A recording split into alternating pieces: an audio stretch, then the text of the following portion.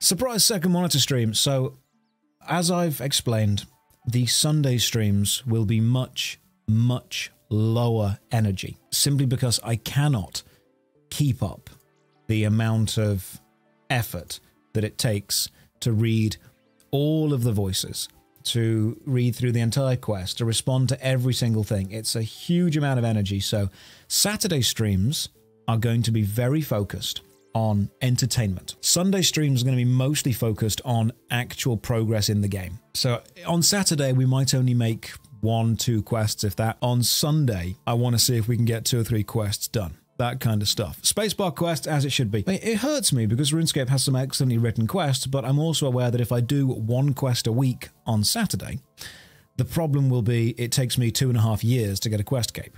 And as much as I would like to have 2.5 years worth of content in the bank, if I don't get back to Final Fantasy XIV, I am genuinely scared that Zepla will hunt me down and kill me. So I kind of need to, if you will, finish old school RuneScape before I am forced to return to Eorzea and avoid the bunny apocalypse before she hunts me down. You know how Asmon has Asmongold and JoshRawrr, and Asmongold is more like a hyper-real version of him, a slightly exaggerated entertainment-focused persona, not a lie, but a more entertainment-focused character, if you will, and JoshRawrr is just him playing the games that he wants to play for fun because he enjoys doing it and he enjoys sharing that experience with you. I suppose I'm doing the same thing with this. The difference is that I'm way too lazy to make a second Twitch channel. So on Saturdays, we have high energy, lots of interaction, you know, entertainment-focused, anecdote-based streams where we come in after the videos and we just hang around for a while. Sunday, we have a much more slower-paced, relaxed, actual progress on the game kind of thing. You don't have to be in character all the time. Well, that's what I've told people, is my stream persona, if you will, is not necessarily a character, but it is a more energetic version of how I would normally play a game or stream. Now, people often get annoyed. Let's just promise not to spacebar One Small Favor. Oh no, we'll read all of One Small Favor. People often get irritated when they think, oh my god, Josh is lying, he's putting on a character as being fake. I'm not being fake, but when you sit down to play a video game, whether it's an MMO, whether it's a console game, whether it's just a phone game, whatever game you want to play, do you constantly talk? Do you explain to everyone what you're doing all the time? Because most people sure don't. Yes, I talk to myself all the time. That's fair enough. That's absolutely fair enough. Yeah, sometimes it's nice to just hang out and talk. How dare you try to entertain people? I know. How dare I? The problem is that if I am... It's not that it's fake. It's that it's on. It's effort. It's effort that I'm willing to put in, without a doubt. But sometimes I want to just hang out with you guys that like games and just play games and chat. I'm happy to read the content and chat to you on a more, you know, one-to-one genuine level. But I don't want to feel like I have to be on all the time. And this is more of a that kind of stream. Now, one thing that you'll notice in my streams that I try very hard to do is I try to never have more than 5 or 6 seconds worth of silence. If you have 5 or 6 seconds worth of silence, it's known as dead air. And on the radio anyway, dead air is a crime. Stream is like when you have to be social. Yeah, sometimes it's energy to be social. Hello. It's okay. It does take energy to be social, and I like being social, but it's the spoon analogy. Have you guys heard the spoon analogy? The, you know, how many spoons you have left, that kind of thing? Anyone else use that? I tend to use that quite a bit. Basically, it's the idea that any amount of energy, any amount of effort uses a certain amount of spoons, if you will. You start the day with a limited amount of spoons, and anything you choose to actively do, you are using spoons for. So, you know, you start your day with... the fact that it's spoons is irrelevant. It's just the idea of this energy distribution. You start the day with 10 spoons, you know, doing the washing up. That's 1. As silly as it sounds, getting out of bed, having a shower. That's 1. Going to hang out with your mates in a club. That's 3. Sometimes going to work. That'll be 4 or 5. You know, it's an effort. It's a different amount of effort to do different things. And what we've effectively got here is streaming, for me, is a huge spoon usage. It really is. Sometimes work's 11 spoons and you've got 10. That's why sometimes people come home from work and all they want to do is nothing. You know what really irritates me is when people say, you go to work for 8 hours a day and then you come home and you don't work for yourself. You got to work for yourself when you get home. Mate, when people get home, they're shattered.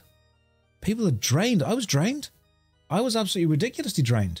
So bloody drained. I understand that when people are giving good advice, they think that it's advice. Also, why does that hand look like a goatsy? I've been on the internet too long.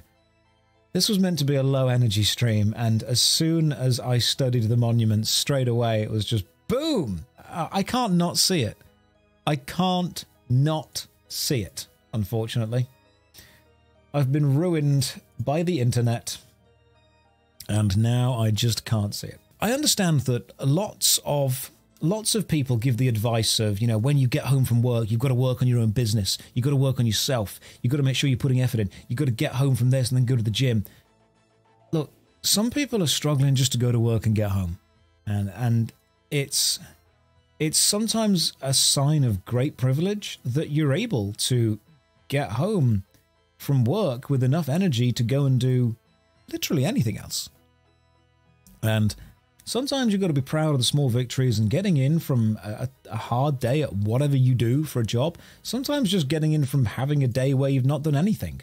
Because people, I mean, I've been unemployed for a long time, and people think it's really fun for and it is for a week. Then it's just really, really boring and really draining, and it's difficult to do, man. So if you have energy when you come home from work, you're lucky. And you should use that luck to hopefully follow through on some of your passions. But please, please, please play something else. No. Opiate, just out of curiosity, man, where did you think that conversation was going to go to? You know, I mean, this is a Sunday stream, so I'm putting way less effort into everything, but I am curious. Where did you think that was going to go? Did you think I was going to read your comment and be like, oh, damn, he's right. He's right. Maybe I should go back and play the bouncer some more. I'm just curious. What was your end game with that statement? You log on to the stream and you're like, please play something else. As if it was going to be a moment where I think, oh, no. No, he's right. I do need to play something else. Just poll it to get a 50-50. Bloons Tower Defense. Don't get me wrong. I'll play some Bloons Tower Defense. Yeah, sometimes after work, you got to sit in your chair for half an hour and just chill. Absolutely. That's okay. And if that's what you need, that's what you need, and you do that. And there is nothing wrong with that. People forget that a 40-hour work week was designed with the idea there was someone at home taking care of the household. Pretty much. It was designed that when you had a team of 2 people, 40 hours work between them, with one person going to work for another company and gaining 40 hours worth of income, and one person putting 40 hours worth of effectively maintenance in, was standard. And now you've got both people working, well, in most traditional kind of couples, if you will, both people working 40-hour work weeks, and both people taking equal responsibility for the maintenance of a household, which itself is a draining thing.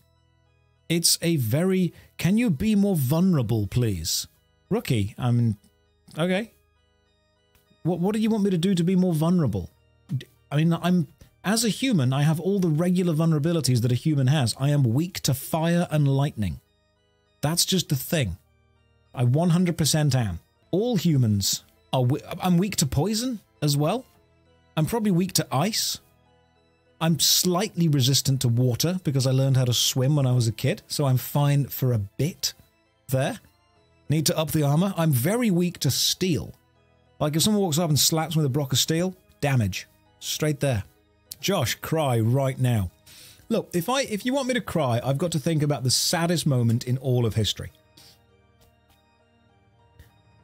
And I'll tell you what the saddest moment in all of history is. The moment that a grown man or woman will shed a tear. Allow me to set the scene. You're in the cinema. You're watching a beautiful film. On the film, the main character has just turned to stone. The camera pans out, zooms out if you will. But Pikachu refuses to stop and shocks Ash again and again and again. The sound drains, and all you hear is the sound effect of Pikachu constantly casting Lightning Bolt, Thundershock, onto Ash's stone body. And that That genuinely got me, man. And you know what it was? It was love. It was absolute, pure love from Pikachu to Ash of, you know, the strongest bond of friendship they could possibly have, and the refusal to accept effectively a death. And that was just, goddamn, that got me. And you know what? I watch that as an adult now, and that still gets me, because it's about what that moment in film represents.